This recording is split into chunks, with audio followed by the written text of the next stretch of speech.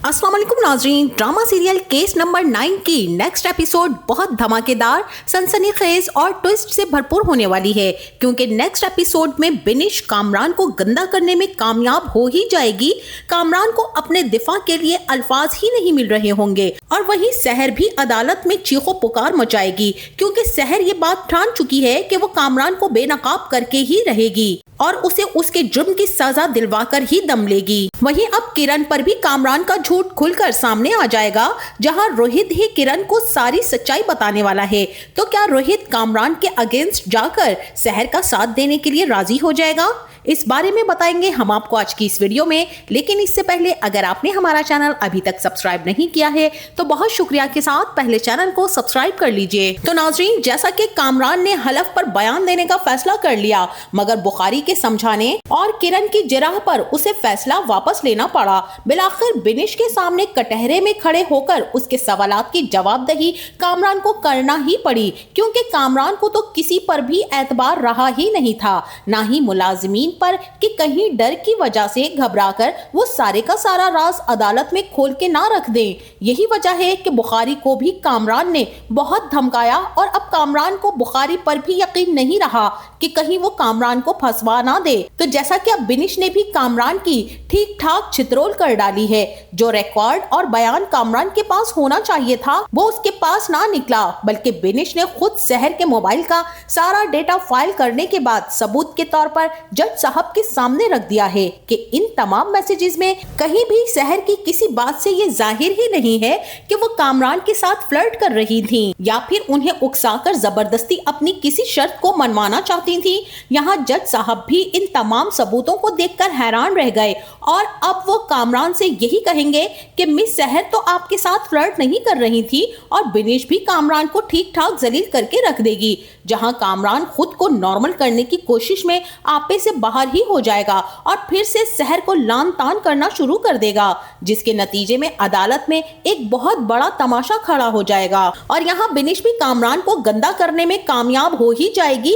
कामरान को अपने दिफा के लिए अल्फाज ही नहीं मिल रहे होंगे और सहर भी अदालत में चीखो पुकार मचाएगी, क्योंकि सहर इस बात को ठान चुकी है कि वो कामरान को बेनकाब करके ही दम लेगी। वहीं बिनिश भी कामरान को मजीद जलील करने के लिए उसके किए गए मैसेजेस सारी अदालत में सुनाएगी और कहेगी कि सहर से आपने यही कहा था ना कि मैं कामरान हूँ, इस कंपनी का मालिक हूँ, इतना गुड लुकिंग हूँ कि उसकी हैसियत ही क्या है कि ये मुझे इनकार करे। और इस सारे खेल के नतीजे में कामरान ने पूरी प्लानिंग के साथ एक घनौना जुर्म कर डाला है। जज साहब, बिनिश की इस सारी की सारी बात पर और उसके एक्सप्रेशंस को देखते हुए कामरान भी ढिठाई के साथ बिनिश पर ही बरस पड़ेगा और कहेगा कि बकवास बंद करो तुम।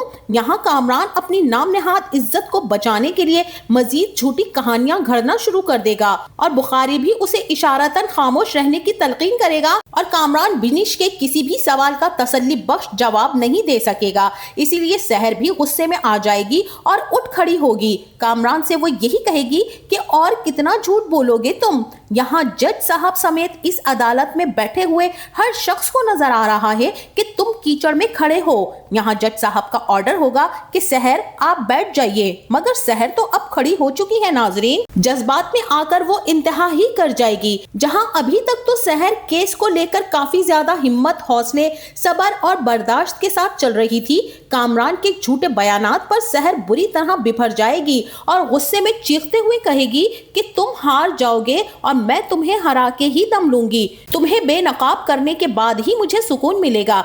इस तरह तुम अपने जुर्म से भाग नहीं सकते हो, तुम हारोगे। और यहाँ पर कामरान भी दो बदू चीखते हुए यही कहेगा कि ये खेल मेरी जीत पर खत्म होगा और सहर भी कहेगी कि जीत नहीं बल्कि जिल्लत तुम्हारा मुकद्दर बनेगी। बिनिश भी सहर को थाम कर रोकने की कोशिश करती रहेगी कि अभी रुक जाओ, मगर सहर का दिल तो जैसे फटने को होगा। उसका तो बस नहीं चल रहा होगा कि वो कामरान का मुंह ही नोच ले। सहर भी मुसलसल नोक झोंक करेगी कि तुम्हें तुम्हारे किए का अंजाम भुगतना होगा। जो इल्जाम तुमने लगाया है वो इल्जाम खुद तुम पर उठने वाला है। और कामरान भी कहेगा कि तुम इस इल्जाम को साबित कैसे करोगी? ना ही तुम्हारे पास कोई ठोस सबूत है और ना ही कोई दलील दलील और ना ही किसी सवाल का तसल्ली बख्श जवाब है।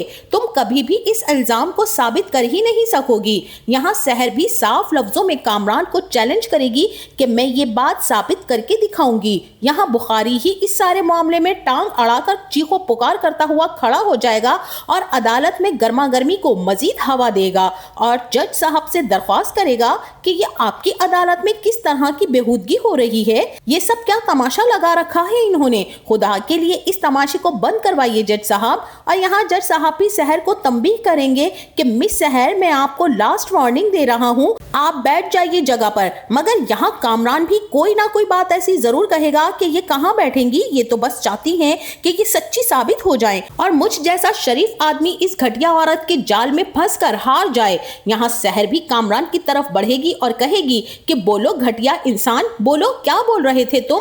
अब यहाँ कामरान तो पीछे हटने लगेगा और जज साहब भी सहर को कमरा अदालत से बाहर निकल जाने का हुक्म सादिर कर देंगे कि इन्हें तहवील में लेकर अदालत से बाहर ले जाइए। ये बात सुनकर सहर भी हैरत से जज साहब को देखेगी और इस तरह जज साहब के हुक्म पर सहर को अदालत से बाहर कर दिया जाएगा।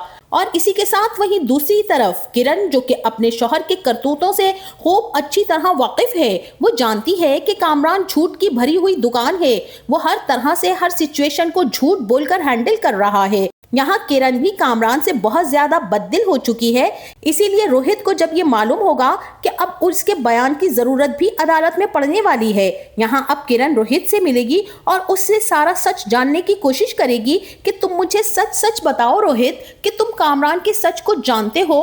उस रात के वाक़े को तुमने अपनी आंखों से देखा था, तुम यहाँ आए थे। शहर की हर एक बात से मैं ये जान चुकी हूँ कि तुम इस वाक़े के चश्मदीद गवाह हो। तुमने मुझसे क्यों झूठ बोला, बताओ, जबकि तुम इस बात को बहुत अच्छे से जानते हो कि कामरान अपना झूठ छुपाने और खुद पर लगे इल्जाम को गलत साबित करने के लिए हर हद पार कर सकता है। यहाँ रोहित भी किरण से कहेगा कि हाँ, मैंने तुमसे वाकई झूठ बोला था और मुझे पता है कि तुमने मेरे झूठ पर इसलिए यकीन कर लिया था कि तुम्हें कामरान पर यकीन करने का बहाना चाहिए था।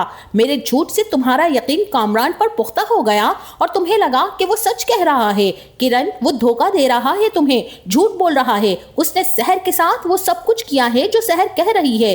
वो झूठी नहीं है, ना ही वो झूठ बोल रही है। लेकिन मैं ये बात जान गया हूँ कि अब कामरान को बचाते बचाते मैं अपनी फैमिली को खो दूंगा, जो मैं नहीं चाहता हूँ। इसीलिए मुझे अगर कामरान से दस्तबरदार भी होना पड़ा तो मैं हो जाऊंगा। यहाँ किरण भी रोहित से सारा सच जानने के बाद बहुत ही ज्यादा रोएगी कि इसमें क्या कमी थी और ऐसी भी क्या हवस कि कामरान ने इतना बड़ा कदम उठाया, ये जाने बगैर कि उसके मुकाबिल कोई मामूली लड़की नहीं है, जिसे वो मामूली सी और आम सी लड़की समझ बैठा था और अपनी हवस का शिकार कर बैठा था।